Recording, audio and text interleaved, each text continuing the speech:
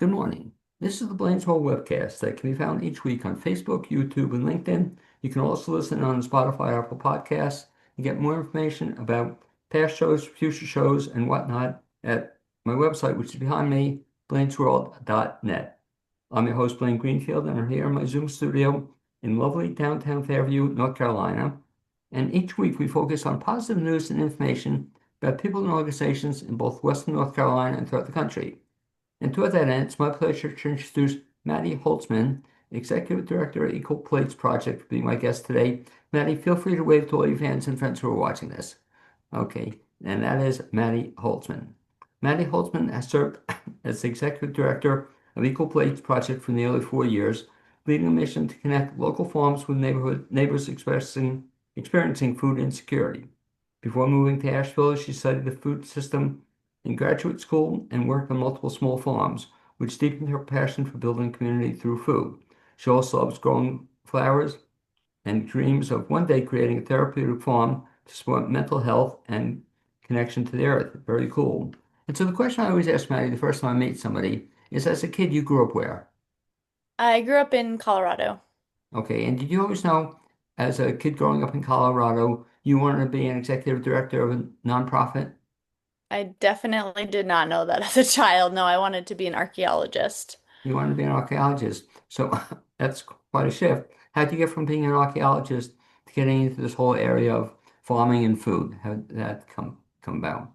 Yeah, it's a good question. I mean, I've always had a personal passion for quality food. And then in college, I started to get more interested in food systems, and I interned at the Nashville Food Project in Nashville, Tennessee, which is a really incredible nonprofit. Recommend checking them out. Anyone who's has proximity, and their model is has a lot of similarities to what Equal Plates does. They make beautiful scratch-made meals and share those meals with folks facing food insecurity. And it was really through working there that that kind of became my North Star to emulate similar work in another community.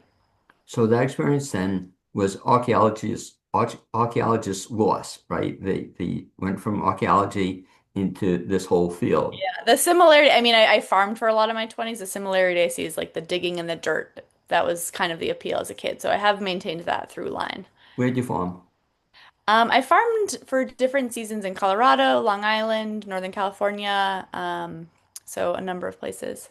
Do you still farm? I do still grow food, yeah, in my personal time. I'm lucky to have access to like an acre large plot where we grow flowers and food. So yeah. So then what got you from, I guess, Colorado area and your other experiences to Asheville? Yeah, it's a good question. I spent the pandemic in a really rural part of Northern California on a farm, growing veggies and leading an apprenticeship program, and wanted to be a part of a little bit of a bigger community. And I think just because of growing up in Colorado, the draw to the mountains was really big, and I had some level of awareness that Asheville had a really vibrant agricultural scene, and so kind of just followed an intuition. I didn't really have ties here. Besides, my elder sister also does live here, so that was a tie. So then what happened? There was an opening at Equal Plates, or you heard about it, or how'd that come about? Yeah, I mean, in my personal life story, it felt pretty kismet because I moved here wanting to do this work, and then very quickly got put in touch and started volunteering with this organization and saw that they were in a place where they had some leadership transition happening, and so got involved, and it just, yeah, kind of worked out for me to step in.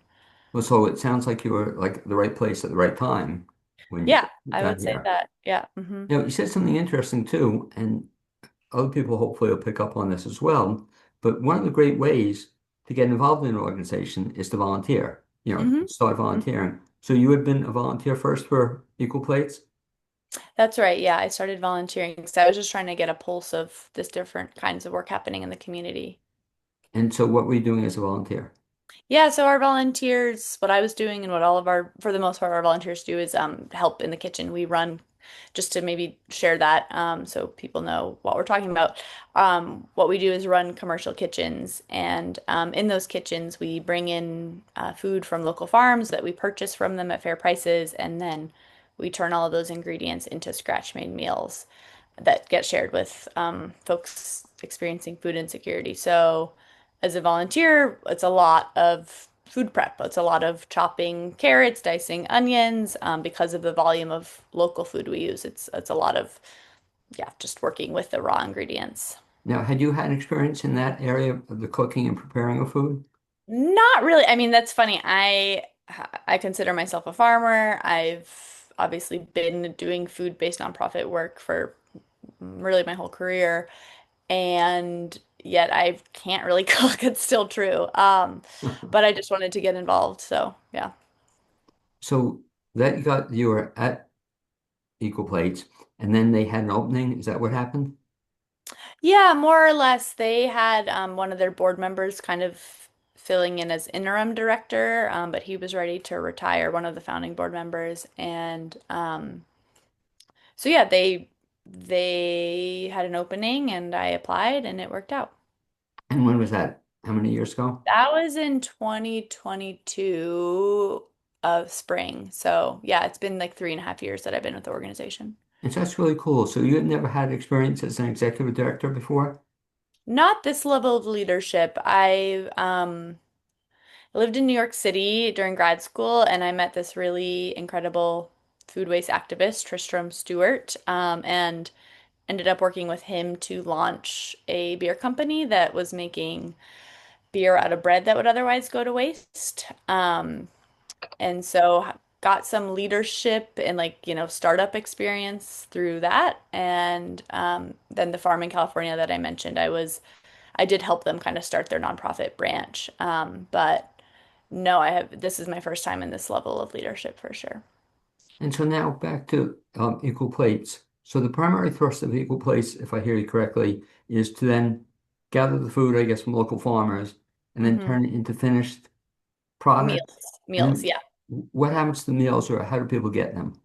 Yeah, so that's a really, I think, beautiful part of our model. And I will just reiterate, we buy the food from farmers, which just people are usually surprised by because that's not how most nonprofits that Right. do food work operate. And it feels like a really important part of our mission, which we can get more into. But we partner with community nonprofits and community organizations that are very much on the ground serving different communities to get our meals out. So, for example, we partner with Homeward Bound, which works with unhoused folks, as well as Safe Shelter here in Asheville. We partner with some after school programs, a number of senior living communities where seniors living on, fixed incomes are.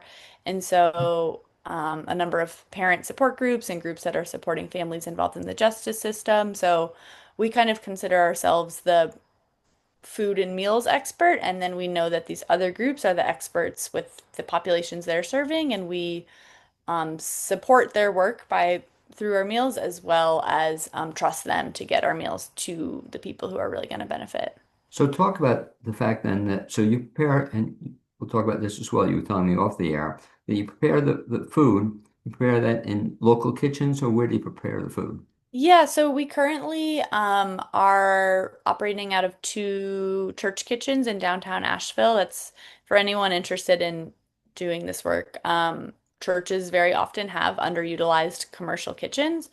And so that is how we've been operating for the last few years, which has worked well to date. But we are at a moment where having our own space where we can really design it to meet the scale that we're at and grow into new opportunities is where we're looking to. And so just to give a shout out to them, the two churches you're currently Yeah, cooking they're in. wonderful. We deeply appreciate them. It's Central United Methodist Church, and we've been there since 2022. They've been really supportive partners in on many levels. And then First Presbyterian Church of Asheville, and we also deeply appreciate that relationship. We opened the kitchen, that kitchen, which is our newer kitchen, maybe a week before Hurricane Helene. Wow. So just the serendipitous timing of that is part of what allowed us to respond on a much larger scale than we would have been able to without having two kitchens. And so describe the scene because it's just like incomprehensible to me that you guys can do this. That all of a sudden you get food delivered, I guess, to the kitchens. Is that where it gets Mhm. delivered? Yep. Hmm. And then you folks come in and start cooking like crazy. How many Hmm. people do you have cooking at the various kitchens? Yeah, our staff of actual chefs and cooks is around 8 folks right now. We hire professional chefs. Some of our chefs have really impressive culinary backgrounds and have worked in some of Asheville's, most famous restaurants.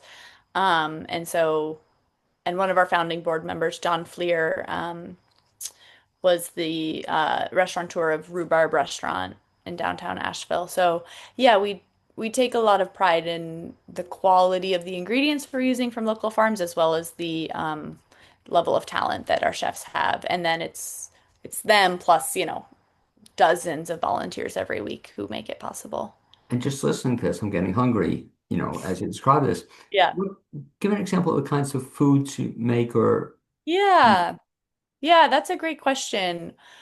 We really focus on high quality nutrition while also making our meals feel really culturally accessible and comforting. A lot of the folks that our meals are going to are dealing with really challenging situations, and so we like to get really healthy food to people, but in a way that is also going to feel safe to them and actually be a comfort to their nervous system. So we do a lot of like chicken and biscuits with like local pasture-raised chicken from our main farm partners in McDowell County. I think that the classic one we like to point to a lot is our butternut mac and cheese, where we actually use local butternut squash in the mac and cheese sauce. So you taste it, you eat it, you would never know, but there's actually a large amount of butternut in the mac and cheese. And to date, we've had a partnership with Full Sun Farm, which is out in Sandy Mush, to grow like a big crop of butternut for us that we process all winter long. Um, so yeah, I mean, we do a lot of, Southern inspired menus, but really try to have a balance of nutrients and um, protein, carbs, vegetables, but in a way that is accessible. Lots of, collard greens and, when we make salad, we'll send homemade ranch dressing, things like that. are you involved in the cooking at all? Me personally, no. Do you ever cook at all? Or? A little. I should more. I should more. It's definitely a growth area as a person. Yeah. Well, so what happens? So you have so explain then the role of the volunteers Hmm. in this as well. So you use Yeah. volunteers to do the cooking? Yeah. So basically our kitchens are busy from 9 to 5, usually Monday through Saturday with both our chefs and volunteers. And so the volunteers come in for either a morning or afternoon shift and they're working alongside our chefs. So usually one chef is kind of really focused on keeping them busy and getting them from task to task. So that's a lot of like prepping ingredients, like I said, and then it's the chefs who take the ingredients. For example, once all of the case of tomatoes are diced or whatever, then the chefs take it and do their magic with it to turn it into the pico de gallo or whatever they're making.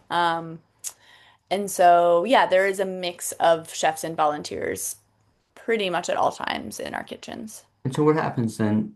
You make the food. Is it then packaged in bulk Yeah, packages? yeah, yes, yes, yes. Thanks for, and I would love to actually speak to that.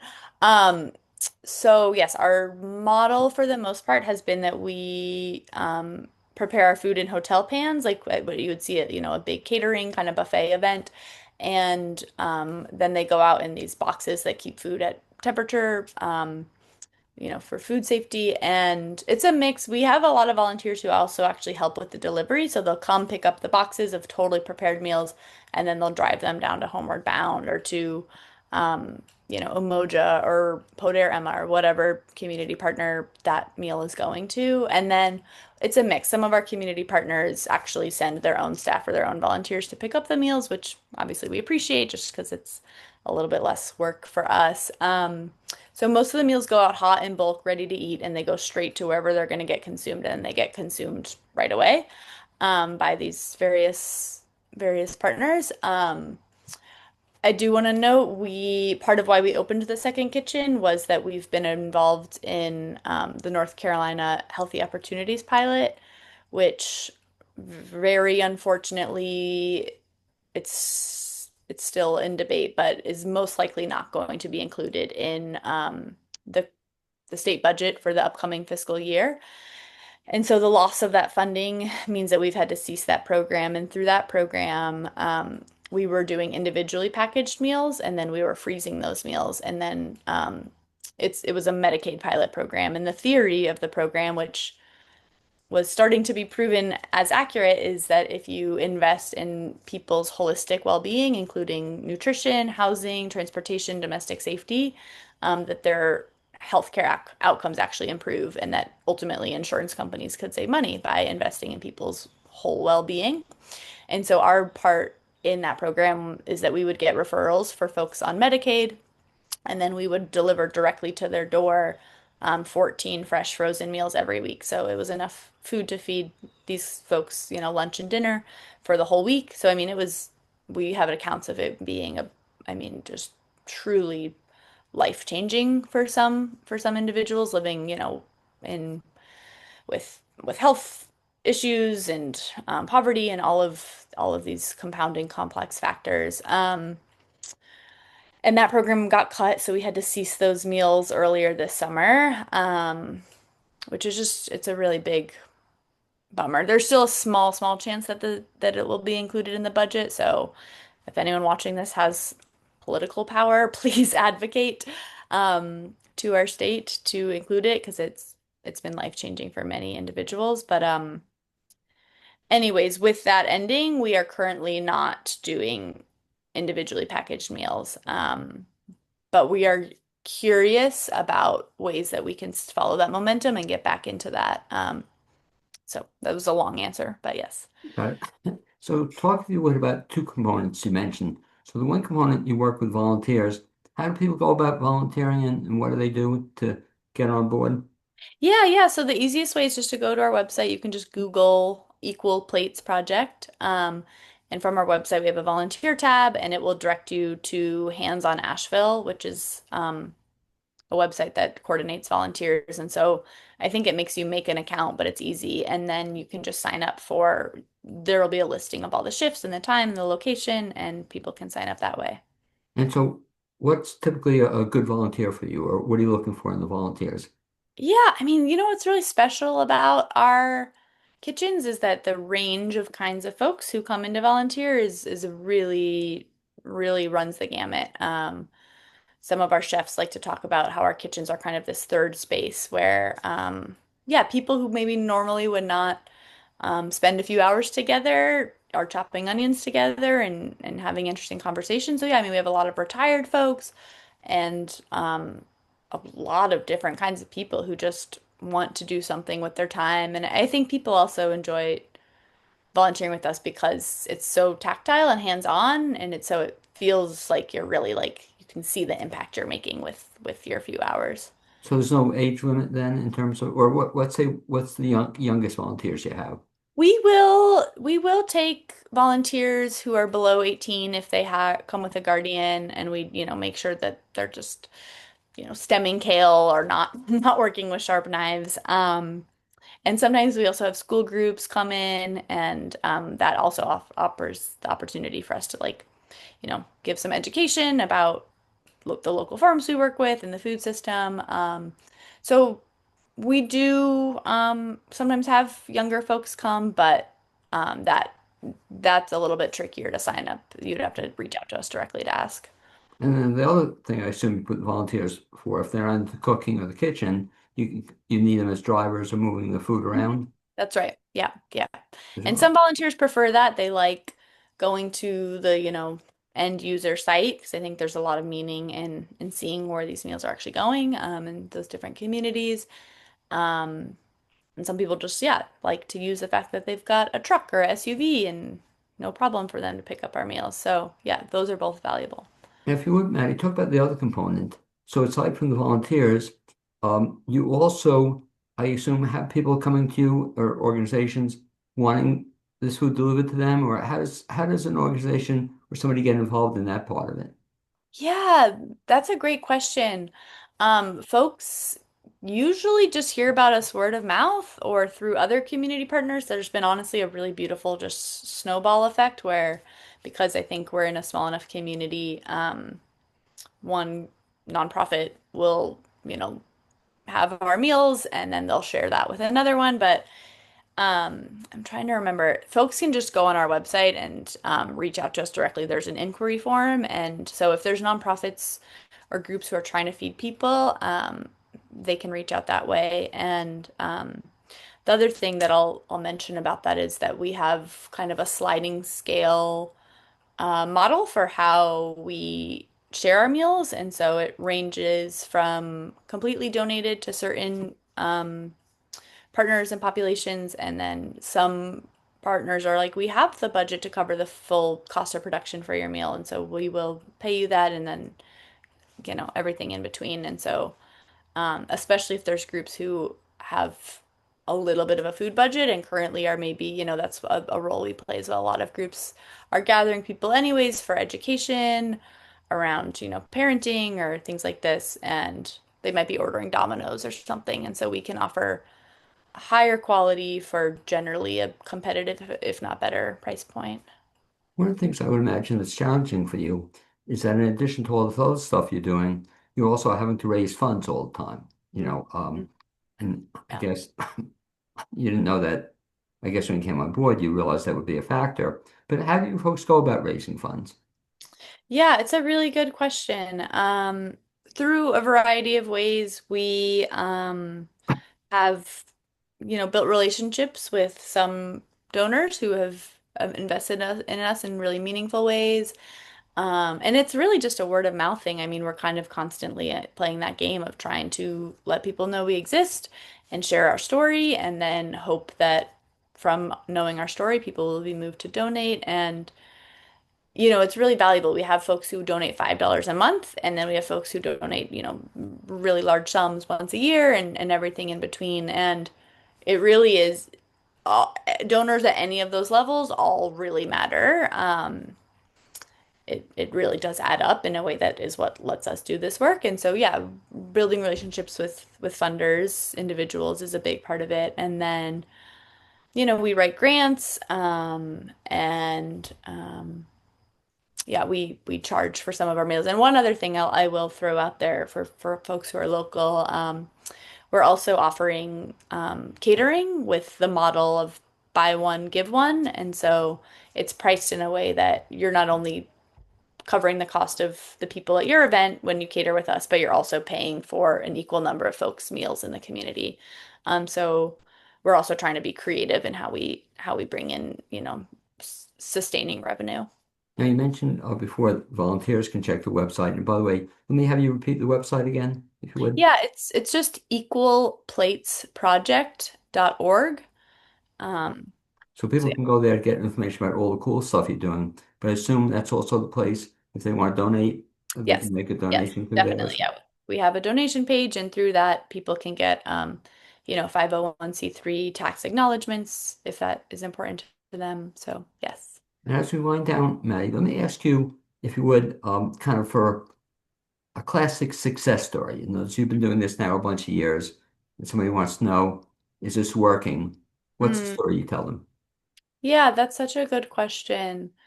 What comes right to mind is that we've been sharing a daily meal with the seniors who live at Asheville Terrace, which is a housing authority residence on Tunnel Road. We started feeding them right after the hurricane because like many of us, they didn't have water and it was very low income seniors. And so even when the water came back, it wasn't safe for them to be boiling water. And so anyways, that was one group that we didn't know before the hurricane, and now, we're feeding the seniors there multiple times a week. But I think what what I always think about is how many of these seniors have shared with the volunteers who actually helped get the meals there, that since we've started having such a consistent presence, they have gained critical weight that they have Oh, needed to gain for a long time. And to me, that's just such a um, measurable impact for, a senior who is maybe not having a hot or quality meal otherwise, is actually having a difference in their weight in a way that they know that they're healthier now. And share that story you mentioned before with the people who are funding, or that's just a great story that happens as well. And one last thing I'll ask you about, very exciting, is so you've been using these two volunteer kitchens, or these two kitchens in the past. Mhm. You're looking upcoming, you're going to have your own kitchen?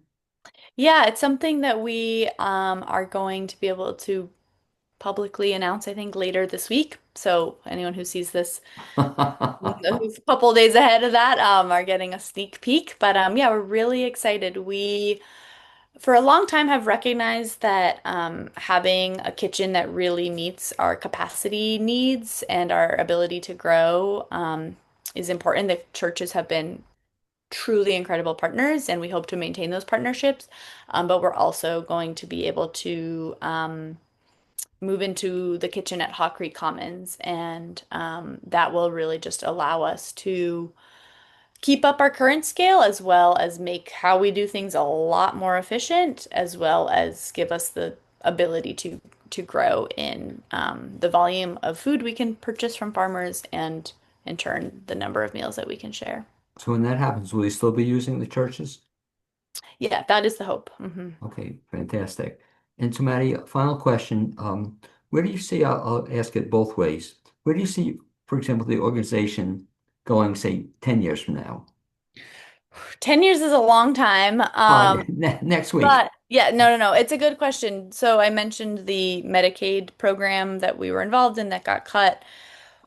We are seeing that there is a lot of growing interest in what people are calling food as medicine, which is pretty self-explanatory. The idea that if people have quality nutrition, their healthcare outcomes can actually be impacted. And so, what we're starting to explore and where I could see us really growing and really having sustainable impact is if we are able to partner with community health organizations and actually show that people consistently having access to our meals has measurable, tangible differences in their healthcare outcomes, whether they're, working with diabetes or heart disease. And so I think that they're called medically tailored meals that we're just starting to explore, but it seems kind of like the new horizon, and there are insurance companies who are actually doing pilots to pay for their clients to get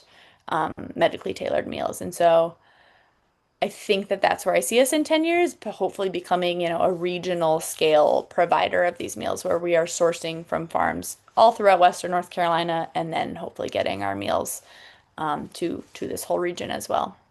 And one last question, I promise. But out of all the many things you do, what's your favorite part of your job? Oh, that's such a good question. Honestly, working with my team, yeah, I think that the people that I work with, both our small but mighty admin team as well as our kitchen team and chefs, is yeah, it's really just it's a gift and an honor to get to work with people who, show up to every day to work because they care about what we're doing. And what's so cool about what you're doing, and you in this job, it just seems like it's the perfect job for you, in terms of both your background and your enthusiasm. It's just, Mhm.